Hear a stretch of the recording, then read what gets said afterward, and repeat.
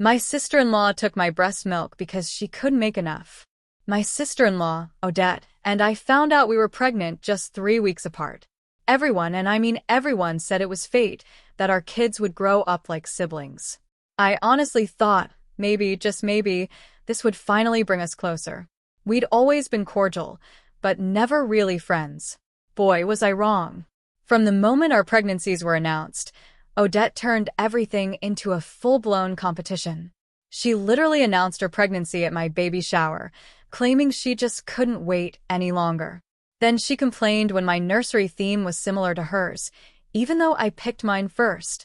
And don't even get me started on the registry drama. Apparently, I was copying her by wanting a few of the same baby essentials. Honestly, I mostly just let it all go. I was busy growing a human. I didn't have the energy for petty fights. But after the babies arrived, things took a sharp turn for the worse. Odette really struggled with breastfeeding. Her milk supply was super low, and her son just wasn't latching properly. Her pediatrician suggested supplementing with formula, which is a totally normal and healthy option for so many moms, but Odette absolutely refused. She declared formula was poison and that she would never give her child anything artificial. She was adamant that breast milk was the only acceptable choice, and she'd figure it out. Meanwhile, I had the opposite problem. My body was a milk factory.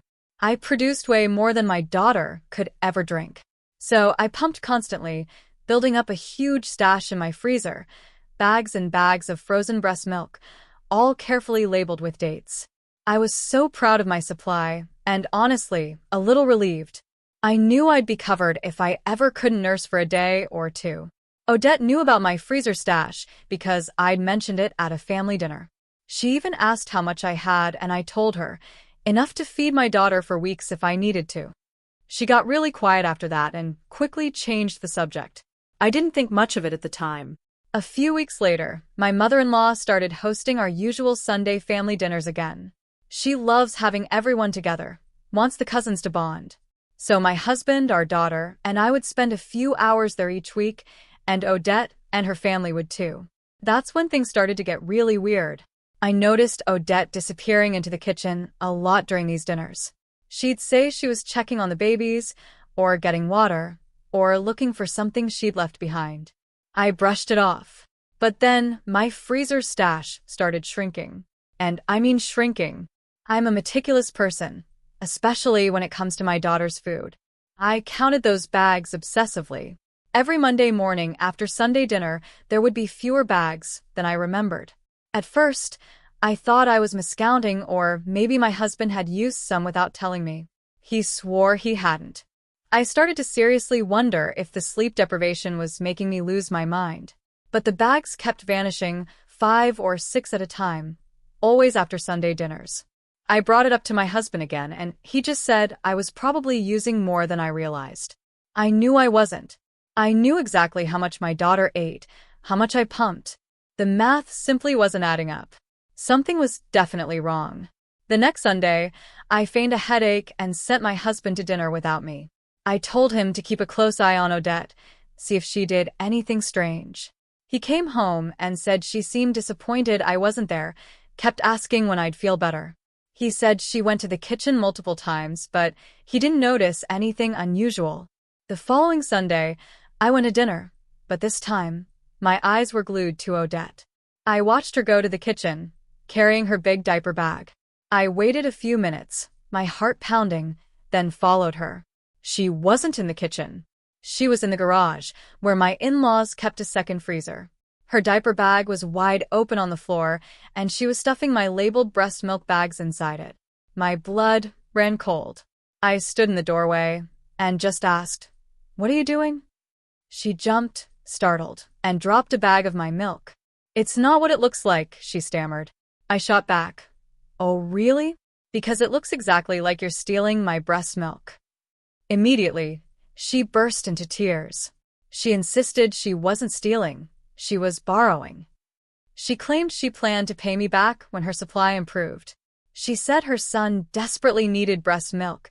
She couldn't produce enough, and she had no other options. I just stared at her. "Why didn't you just ask me?" I demanded. She said she was too embarrassed. She didn't want anyone to know she couldn't feed her own baby. She actually said, "I figured you had so much, you wouldn't even notice." "Odette," I told her, my voice shaking, "I noticed weeks ago.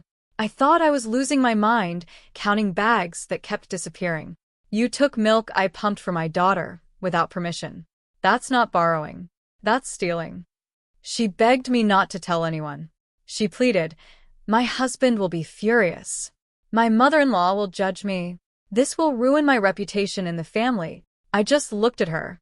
"You should have thought about that," I said, "before you took something that didn't belong to you." I left the garage, walked back into dinner, and didn't say another word that night. I needed to think. I needed a plan. The very next morning, I went out and bought a heavy-duty lock for my freezer, a real one with a key that only I had. I installed it before the next Sunday dinner. That weekend, Odette showed up with her usual large diaper bag. About an hour in, she disappeared into the kitchen. 10 minutes later, she came back, looking utterly confused. 30 minutes after that, she was gone again, and when she returned, she looked absolutely panicked. A few minutes later, my phone buzzed. It was a text from Odette from the bathroom.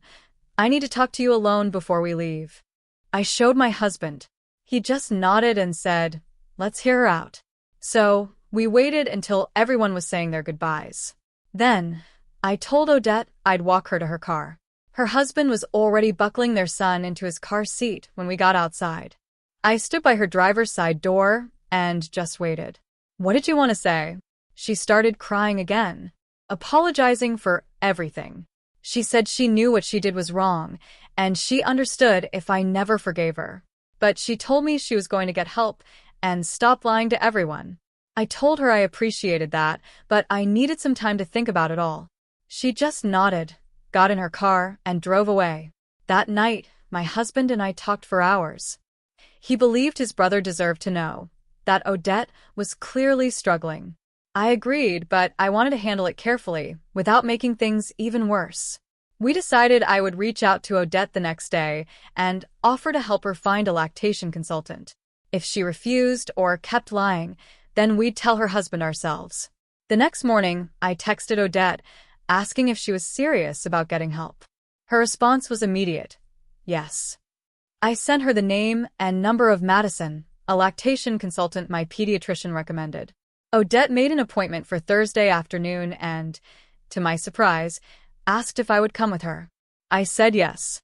I wanted to make sure she actually went through with it. Thursday arrived. I met Odette at Madison's office. Madison greeted us warmly, then led us to a private room. She asked Odette to explain everything, and Odette, to her credit, told her the whole story, including the part about stealing my milk.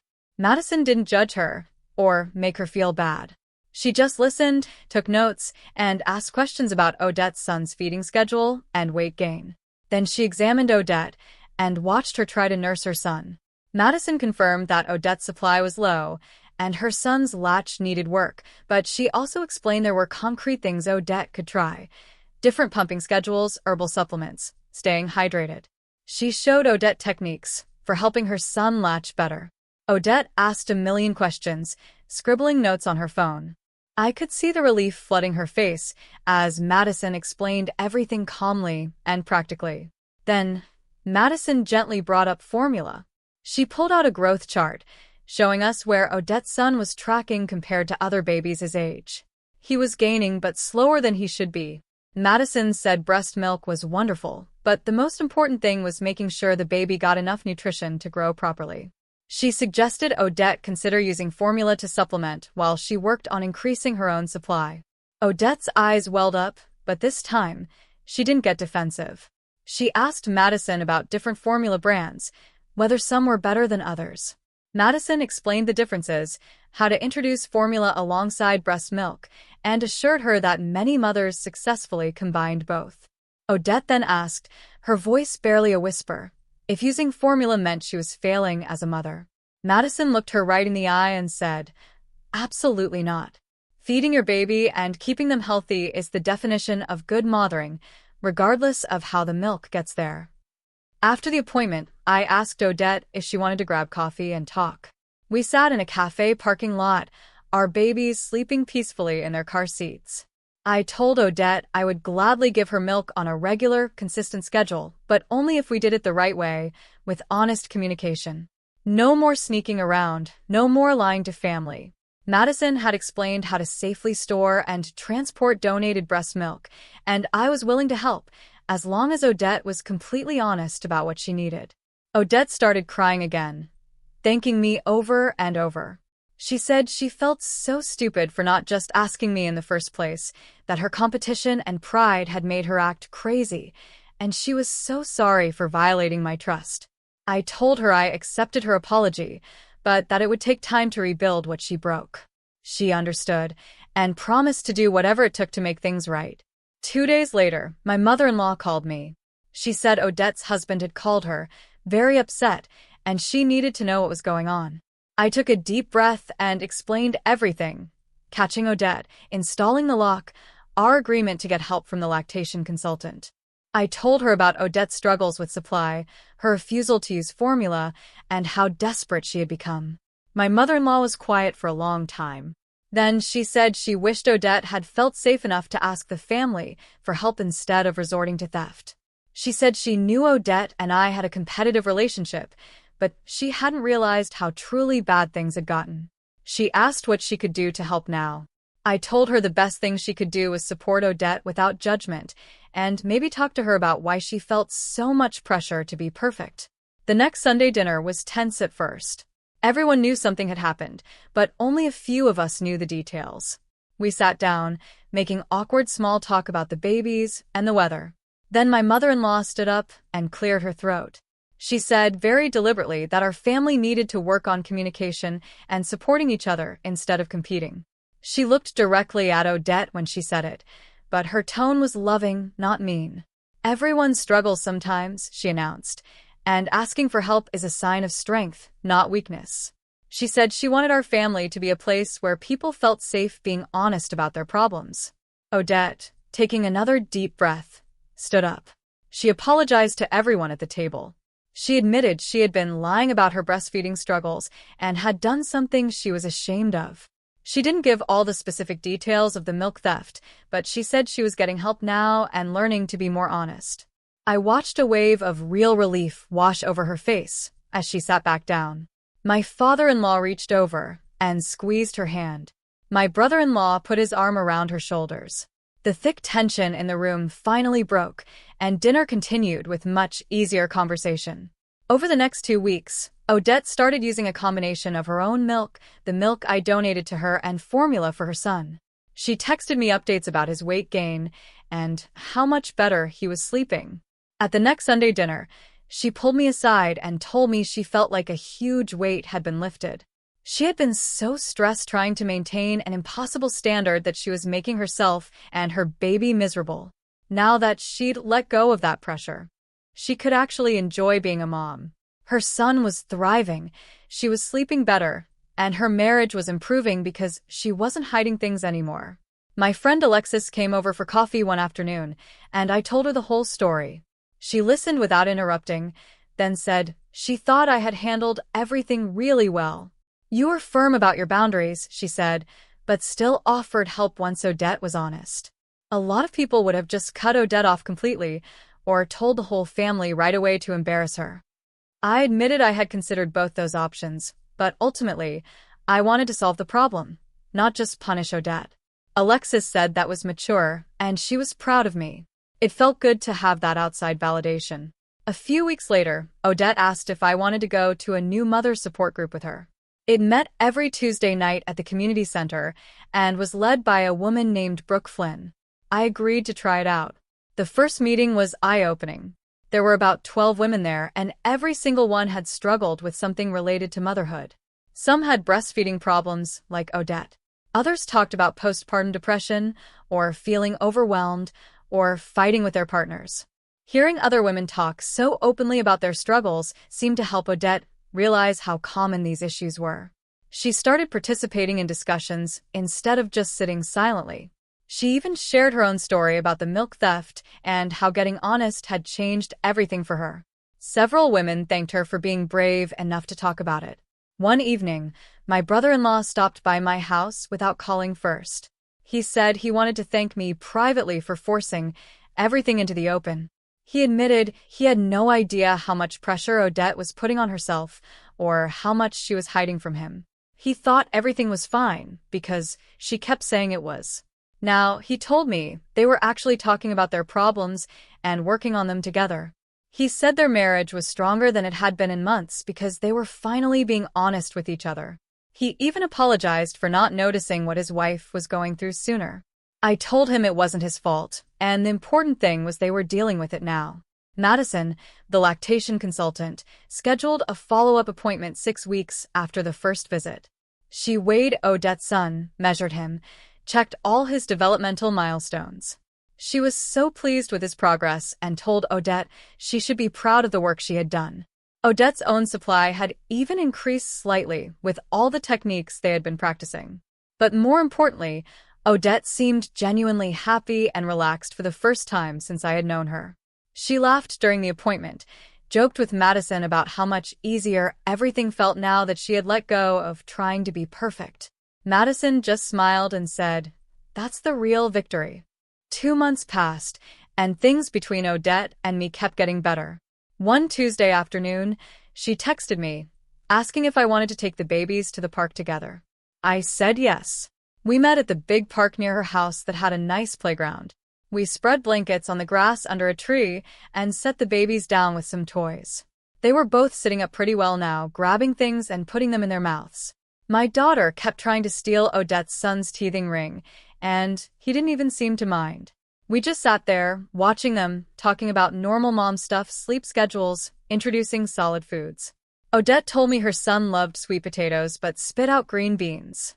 I told her my daughter was the opposite. We laughed about how different babies could be. Even though they were born so close together, nobody was competing anymore. We were just two tired moms sharing stories about our kids. Somewhere during that afternoon, I realized we were actually becoming friends, not just relatives who had to get along at family dinners. It felt incredibly nice to have someone going through the exact same things at the exact same time. The next Sunday dinner, my mother-in-law pulled me aside while everyone else was in the living room. She said she wanted to tell me something important. She was really proud of how I handled everything with Odette. I asked what she meant, and she admitted she'd known something was wrong between us for weeks, but didn't know how to fix it without making things worse. She said she kept hoping we'd work it out on our own, but she felt guilty for not stepping in sooner. I told her it was okay, that sometimes problems need to get really bad before people can fix them properly. She smiled and said, "Sometimes the younger generation has to show the older one how to deal with problems directly, instead of pretending everything is fine." She hugged me and said she was so grateful I didn't give up on Odette or on our family. A few days later, Odette showed up at my house in the middle of the afternoon, without calling first. I opened the door, and she was holding a wrapped package. She came inside, sat on my couch, and handed me the gift. I unwrapped it and found a beautiful photo album with a dark blue cover. Inside were pictures of our babies together from family dinners, from our park visits. She had printed them all out, arranged them carefully with little captions about what was happening in each photo. On the very first page, in her own handwriting, she wrote an inscription thanking me for helping her become a better mother and a better person. She said she would never forget what I did for her and her son. We both started crying, but this time, they were happy tears instead of the angry, scared ones from before. I hugged her and told her I was just so glad we got through it together. The following week, both babies had checkups scheduled on the same day. Kevin, Madison's husband and a pediatrician for years, saw them one after the other. He measured both babies, weighed them, checked all their developmental milestones. He told Odette her son was thriving and gaining weight perfectly now. He said she should be really proud of herself for seeking help and doing what was best for her baby, even though it was hard. Odette's face lit up with the biggest, most genuine smile I'd ever seen on her. She thanked him about 5 times before we left. Sunday dinners actually became something I looked forward to instead of dreading. Odette and I would swap baby clothes our kids had outgrown. She gave me a bunch of cute onesies her son couldn't wear anymore, and I gave her some dresses my daughter had only worn once. Our husbands started joking about how their wives finally got along after all those months of tension.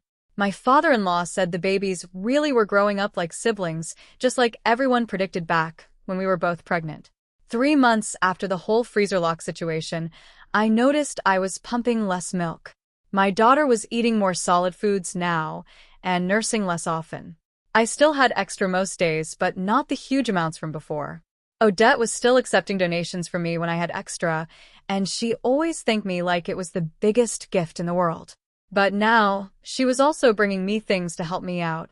She made freezer meals for my family twice a month, dropping them off with cute labels on each container. She offered to babysit my daughter whenever I needed a break or wanted to go out with my husband. At the Tuesday support group meeting, Odette raised her hand during sharing time.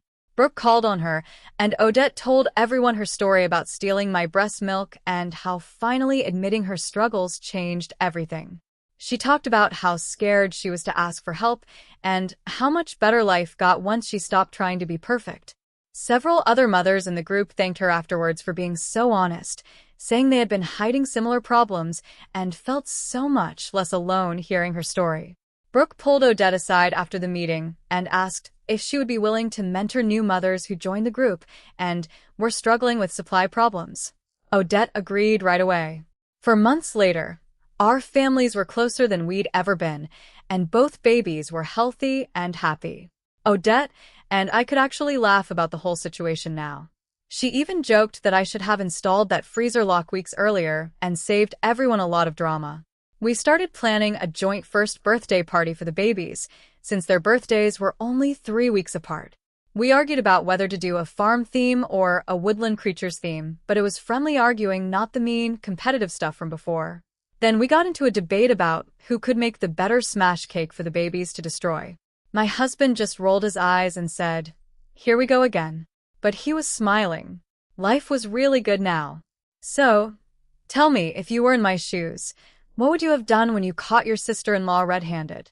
Have you ever had to deal with intense family drama that actually brought you closer in the end? Let me know in the comments below. I'm really curious to hear your thoughts.